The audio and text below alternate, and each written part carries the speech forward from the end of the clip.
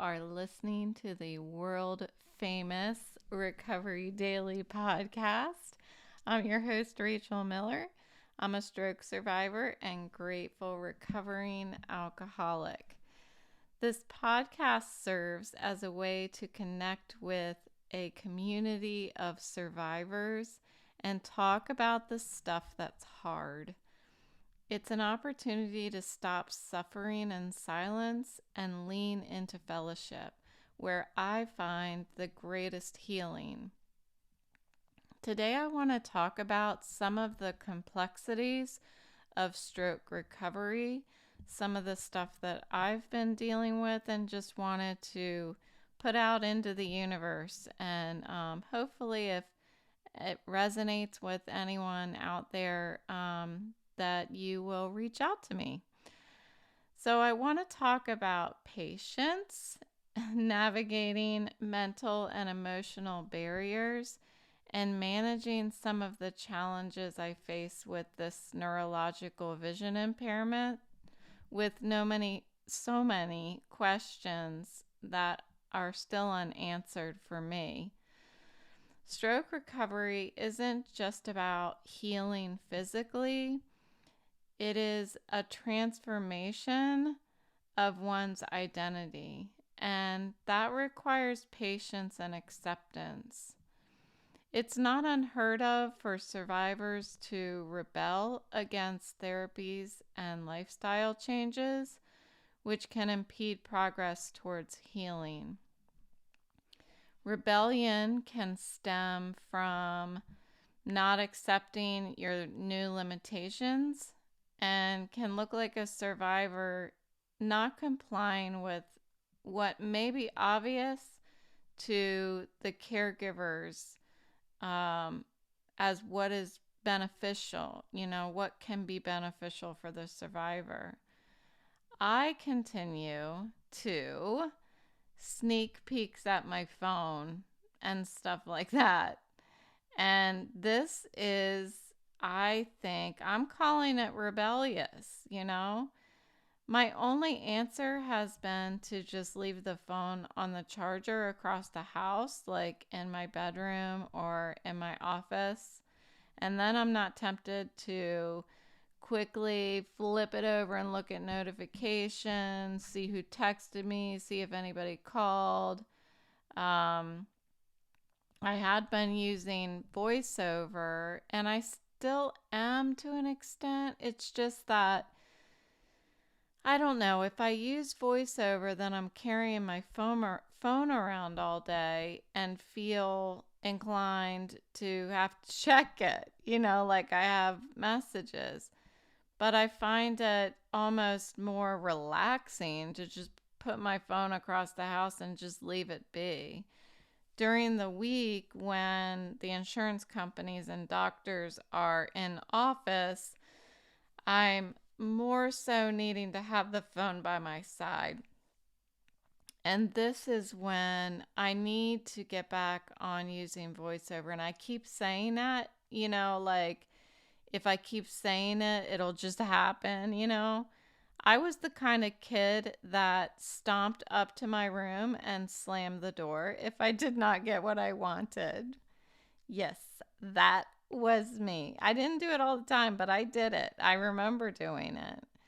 And I shouldn't have to have someone telling me what I can't have or I can't do as an adult. But in recovery, it seems like I need it. I need my boyfriend to say, stop looking at the TV. For a while we didn't have the TV on, but it's been kind of nice to have it on, and I just listen. And sometimes, if need be, he'll tell me what's on the TV. But sometimes I'm just dying to see, to see what somebody looks like or something like that. And so he'll remind me not to look. And he'll say, don't look at your phone. Don't do more than one activity a day. You shouldn't walk Autumn a long distance if you've done another activity today. And I don't throw tantrums, don't worry. That's not why I brought that up. But I do have an inner conflict about what I want to do versus what I should do. And when my boyfriend is around, I typically do the next right thing. I typically listen to his direction, his guidance, I mean, he's super kind and loving whenever he suggests any of this to me. So I do it and I appreciate the reminder. But when he's not around, sometimes I'm rebelling. And I try to be an example. This podcast is a great opportunity for me to work harder to be an example of how to recover with grace and patience and hope, acceptance, and strength. But some days I can feel the frustration just bubbling up inside of me. And I realized tonight, before I started recording, that other than using yoga, and I've talked about doing push ups in order to release energy that's building up inside of me. And sometimes it's negative energy, which is where the push ups typically come in.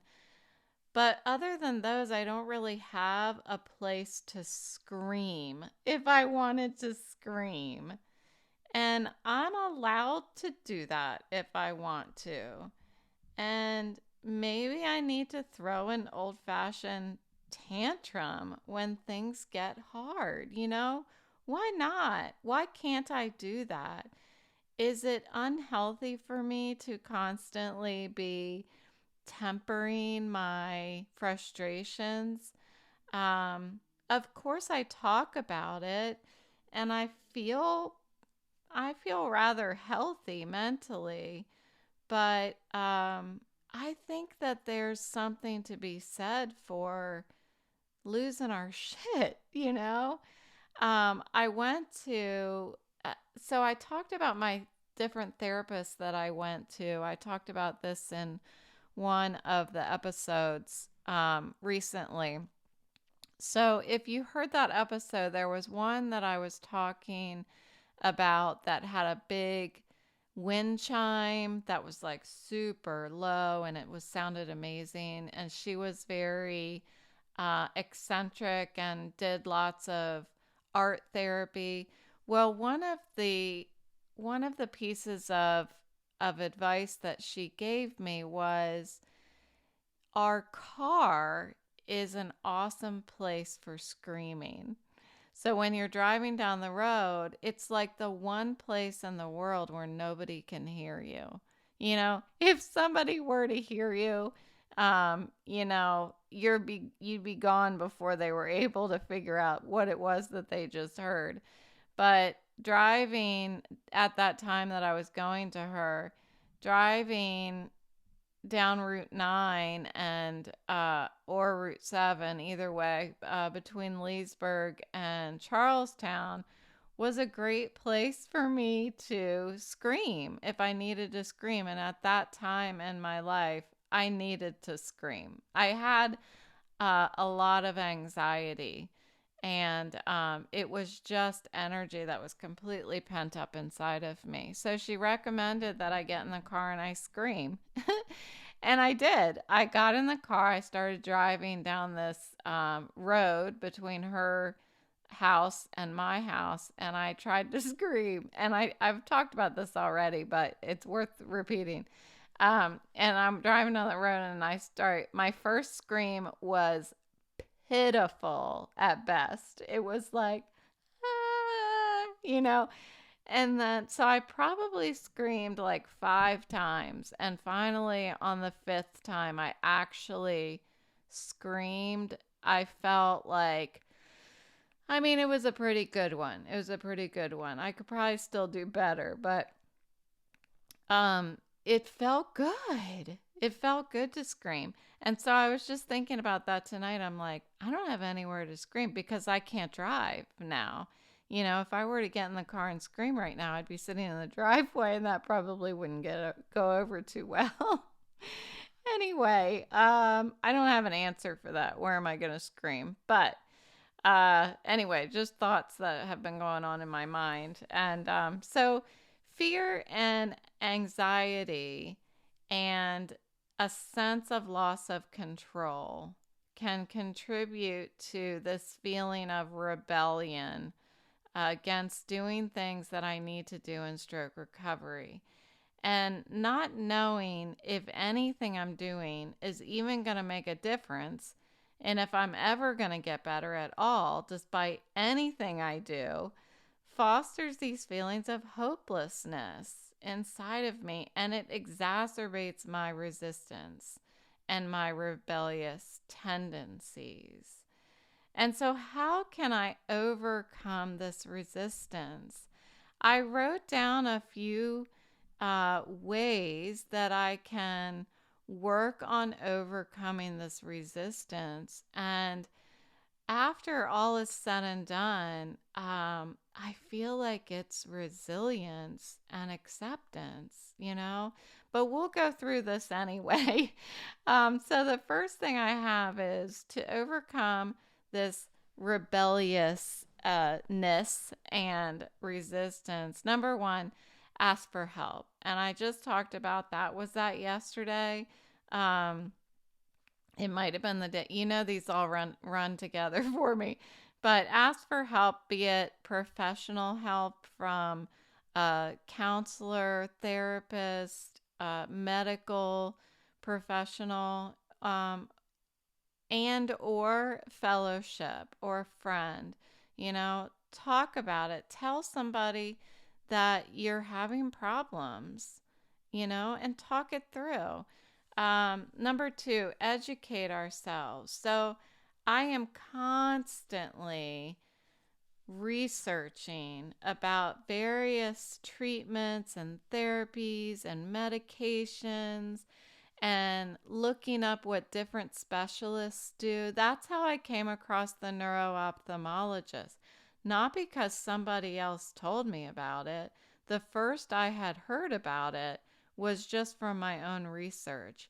And then after that, I got a recommendation from the podcast that I was a guest on, Stronger After Stroke. And without me having said to him that I was researching that, he recommended a neuro-ophthalmologist. So I went to my neurologist and asked her, and she said, yeah, let's do that.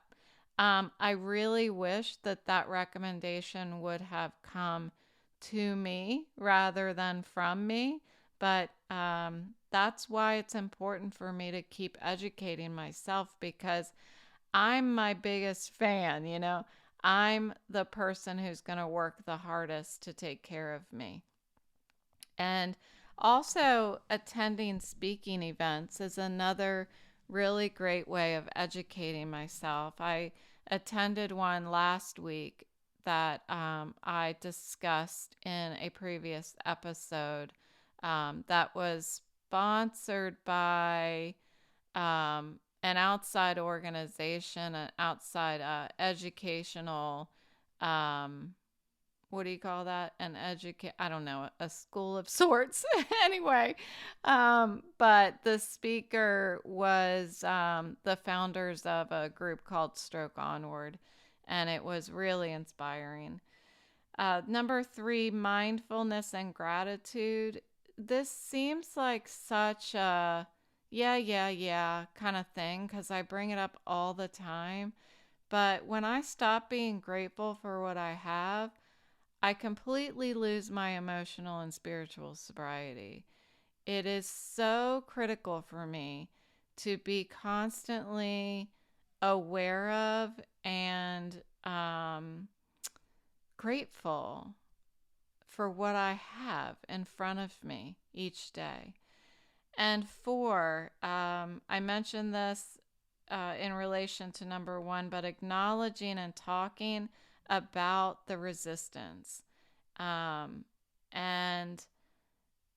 how it is critical, the talking is critical to stopping that resistance completely, just stopping it in its tracks.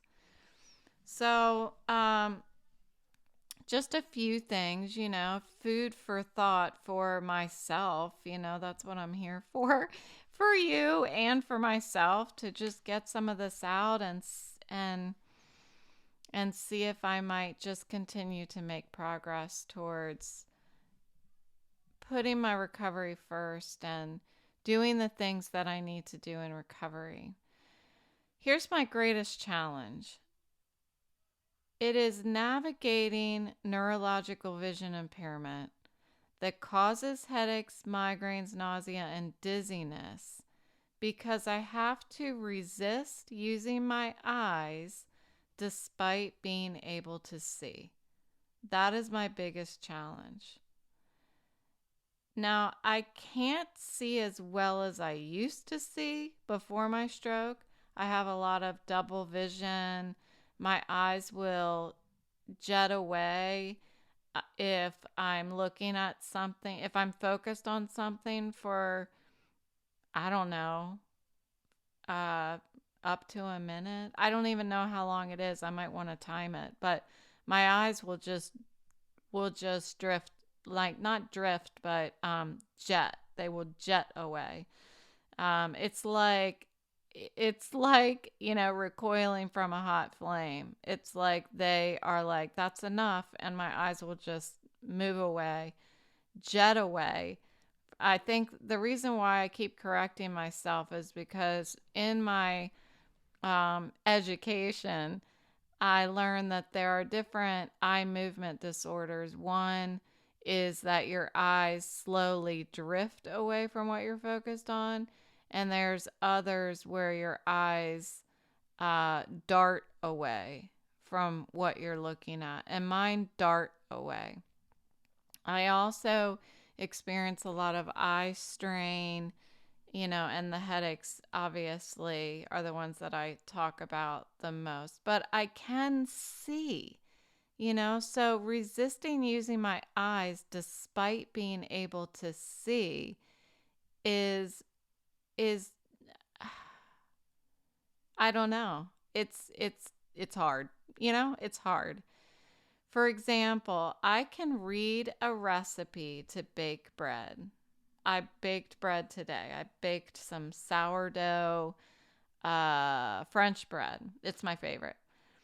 But when I'm reading the recipe, I have to look through every word, like I'm walking from word to word with my eyes rather than how I used to read, which is your eyes are gliding along the sentence through a paragraph, sentence by sentence. It's just a really smooth movement of your eyes, and you're ingesting probably half a sentence at a time. You're not consciously moving your eyes from word to word. And that is what I have to do. If I'm writing in my remarkable writing tablet, I am not looking directly at the word that I'm writing. I'm looking below it. So I can see it in my, I guess, is that peripheral vision if it's above where you are? I don't know. I can see the word, but I'm not really focused on the lines that I'm drawing on the paper, on the tablet. So when I'm done with, so back to reading the recipe, when I'm done with reading a paragraph word by word, my head and my eyes are tired and they're aching. With my migraine injections, I don't have shooting pains in the sides of my head.